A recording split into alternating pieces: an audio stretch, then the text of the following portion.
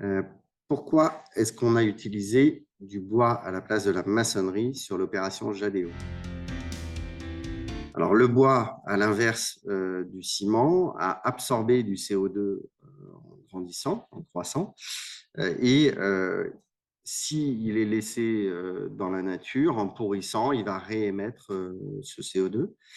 Là, on va l'utiliser en construction. Donc, ce CO2 qui est stocké va rester piégé à l'intérieur du bâtiment. Et donc, au lieu d'utiliser un matériau qui émet beaucoup de gaz à effet de serre pour construire, on va utiliser un matériau qui va permettre de stocker du CO2.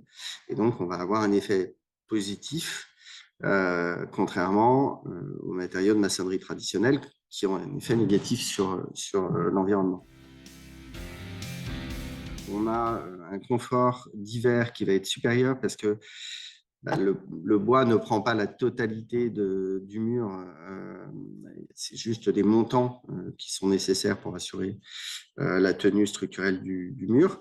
Et donc, on va pouvoir compléter à l'intérieur de ces montants avec de l'isolant et on a en général des performances en termes d'isolation qui sont supérieures sur des murs en bois par rapport à des murs en béton.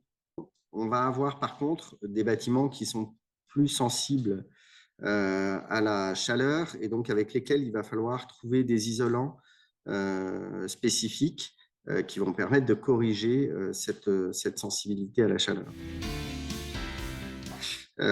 Si on devait remplacer tout le béton par le bois, il faudrait qu'on multiplie du coup par 20 quasiment la production de bois d'œuvre, ce qui est difficilement envisageable. Et donc, on va souvent essayer de trouver des assemblages quand même avec des éléments en maçonnerie traditionnelle qui vont apporter de l'inertie et qui vont permettre aussi d'économiser un peu la ressource et d'avoir des économies aussi mieux maîtrisées.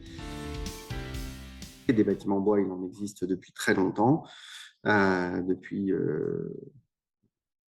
le début de l'urbanisation, mais à Nantes, la maison du Pont au Change, c'est une maison en structure bois avec un remplissage torchis qui date du XVIe siècle. Donc on voit qu'on a une pérennité extrêmement forte et toutes les normes et réglementations aujourd'hui sont établies pour construire en bois de manière pérenne.